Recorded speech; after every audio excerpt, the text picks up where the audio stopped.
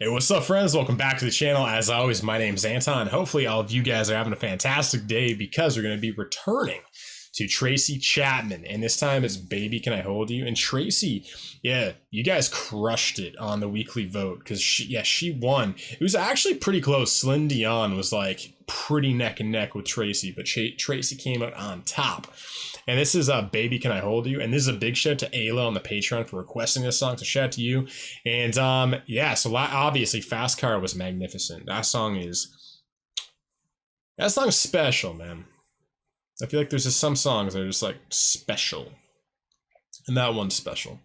And so I'm excited about this one. And before we get into it, as always, if you guys have any song requests for me and you want to vote on what artists come on the channel every single week, like TRACY, join everybody in the Discord, link down below. And if you want guaranteed song requests and you want to check out all of our full album reactions like we're doing right now to Savage Garden's Affirmation, join everybody in the Patreon, also linked down below in the description. And that's it. So let's get to TRACY CHAPMAN. Baby, Can I Hold You?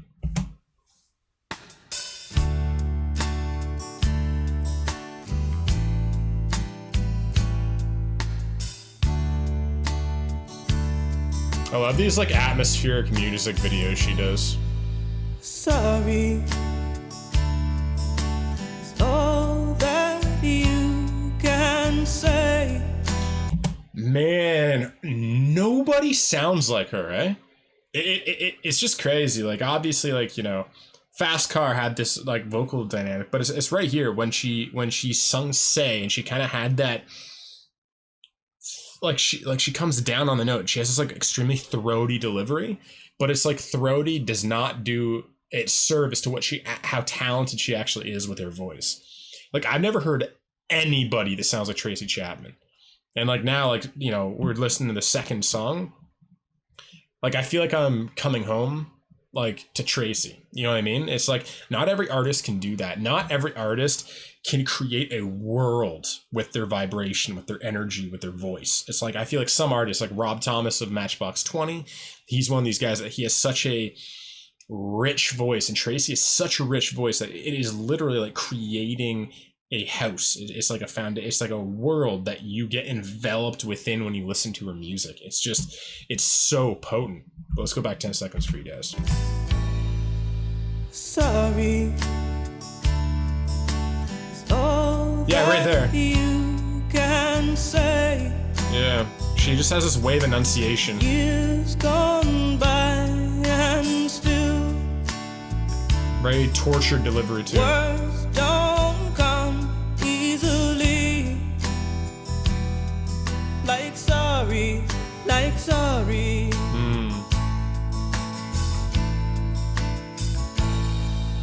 Forgive me. It's all that you can say. Wow, that note right there. Years gone by and still words don't come easily. Like forgive me, forgive me. Wow. But you can say, baby, baby, can I hold you tonight? Ooh, gorgeous instrumental here. Baby, if I told you the right words, ooh, at the right time, Ooh, good groove. you'd be mine.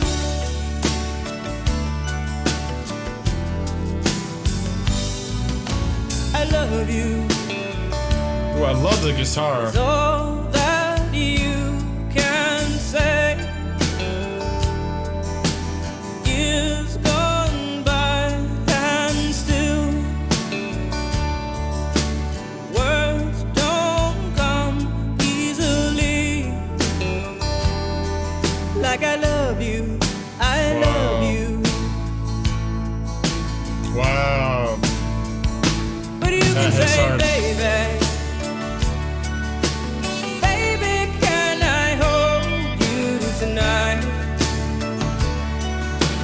Baby, if I told you the right words, Oh, the harmony at the right there. time, Gorgeous. you'd be mine.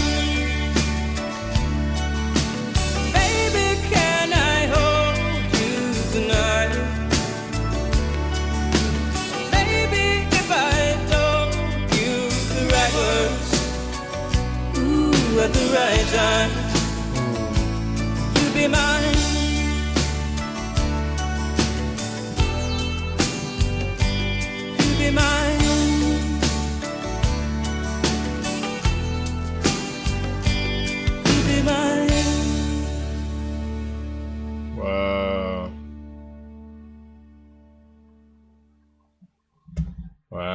Tracy Chapman is a very special artist.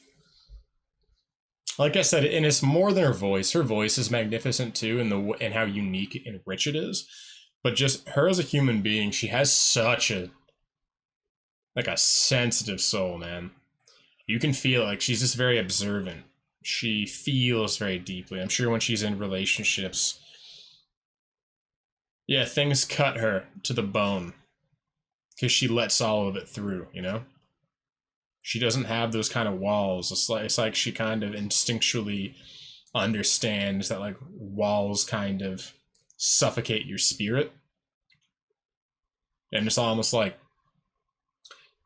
I'd rather keep myself open to life and open to, you know, the ups and the downs than cut out the downs, but in turn cut out the ups until you're just numb and dead and cold in the center, which a lot of us are, right?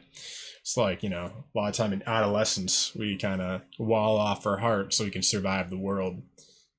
And it's like some people just never do that. And they're remarkable when you come across them. A lot of artists are like this because they literally their entire job or their craft, what they do, what is channeled through them is like they need to be sensitive enough to understand their own feelings, and they need to be observant enough to craft songs that are resonant with people, you know?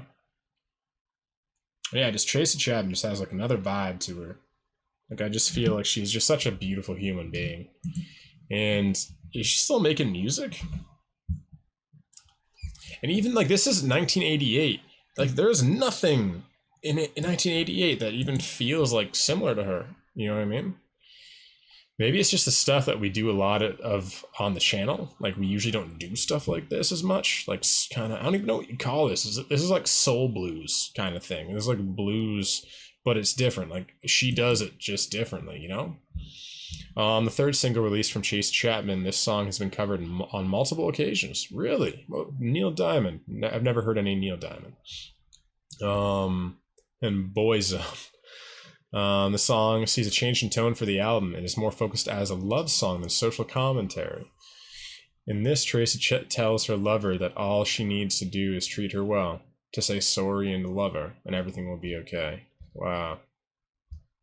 That was beautiful too. That's something I believe in strongly. You know, I always tell that to people. Like, if you wrong me, just say sorry. You know what I mean? I forgive almost everybody. You know, I'm just a very forgiving person. My whole idea in life is like, you know, give people second chances. People shift and people change. People grow. But like, you know, some people, it's like, you know, when they wrong you, they hold on to their pride and they can't apologize. You know what I mean? Because like, it's almost like unraveling Pandora's box. Like if they apologize to you, then what other things have they done? How other ways have they wronged you and other people that they then need to account for if they account for it with you? You know what I mean? And I feel like a lot of people that have built like, you know, towers of lies or just small things. Like some people are, you know, I know some people like this that are just effortlessly abusive, like in really small ways. They're not abusive in a big way, but they have this like kind of sarcasm. Like they have this biting sarcasm that they think is funny, but they're actually not doing it for humor. It is a micro way of letting go of some stress. And they don't observe themselves. They don't look at their own stress state. And so what they do is to release some of that pent up energy, they'll just micro attack. You know what I mean? And it's a little release. And it's just like bringing the energy down in their mind, but they don't take ownership of that. And if you call them out on it, they just go, oh, you know, you're being too sensitive. It's just sarcasm. I'm just kidding. And it's like, well, not really. Like, you know, we all know what kidding sounds like. We all know what kidding feels like. Joking with someone in actual jest is very different than someone's subtle biting sarcasm. And again, it's like, you know, I can put up with a lot, just apologize. You know what I mean? Because if you do this too much and you don't, and I don't see that you're taking ownership for who you are, like I'm going to cut you out of my life. And again, what, like, I will allow you back into my life as long as I see that things have changed. And, you know, some people, yeah, it's difficult. I've had to cut some people out of my life for that reason. It's like, you don't realize how toxic you are. It's like you are effortlessly toxic in everything you do. You just have these micro toxic comments, and you're always little put downs. And it's like, it's not that I can't deal with, because sometimes they're like, oh, you know, you're being too sensitive. It's like, okay, it's not that I can't deal with it. Why would I want to deal with it? Why would I want to be around somebody who's not vibing with me? You know what I mean? If I'm here and you're kind of down here and you're doing little stupid shit, it's like, why do I even have you in my life if you're not going to add anything, even energetically? You know what I mean? You don't have to give me any value to my life tangibly, but just energetically, it's like, okay, like, that's all relationships. It's like, it's even just a quantum physics principle. It's like, you know, like attracts like. You know what I mean? That's just how the universe works, right? Polarities usually attract each other, and then like energies attract each other. And even the polarities are a lot of the time not actually opposing forces. They're two sides of the same whole. It's like, you see that with like astrology and stuff. Not going to get into it too much, but like Libra and Aries, they're polarities, but they're actually both cardinal signs. So they're both of similar energy frequencies, and they're literally the mirror opposites of each other, right? So they're actually not technically like opposing forces. They're two sides of the same whole. And it's like, a lot of time they actually attract each other. You'll see a lot of relationships with Aries and Libra, because the Aries has to teach the Libra how to think about themselves first, because Libra always thinks about the collective of the two. It's a partnership sign. So it's always thinking about us as a relationship. The Libra in the relationship will value harmony. The Aries will value truth. And it's not that Libra doesn't like truth. It's that truth, it has to benefit both. Libra doesn't like truth for the sake of truth. It has to, okay, what is this actually doing? Like, because a lot of people, you know, you get this a lot of the time too. Oh, I'm just speaking my truth. It's like, no, you're just being an asshole. You're being a dick. And you're using that statement as a way to allow yourself to be a dick. Because it's like, okay, you can say that in a much better way that's still the truth. But because a lot of the time when people say stuff like that, they're actually trying to put themselves on top. It's a power dynamic. It's a power move. You know what I mean? Because I know what it feels like for someone to tell the truth and them to still value and respect you as a human being. It feels very differently than when someone says, oh, I this is going to be a harsh truth, but I'm going to tell you. It's like, okay, no, you like that split second feeling of you being on top of somebody. You know what I mean? A lot of the time that comes from insecurity. But yeah, so interesting that this one took me in that direction. I was not expecting that. Yeah, but let's see. Sorry is all that you can't say. Yeah. And yeah, sorry is so powerful. Apologies, because it's more than an apology. It's like an energetic statement of we're back, we're equal again. You know what I mean? Because I feel like almost every single time you wrong somebody, you almost like, I don't know if I believe in karma. I'm still kind of jury's out on that one. I don't know how it actually operates, if it even exists. But like, let's say like, you know, you do like all these bad things or good things, right?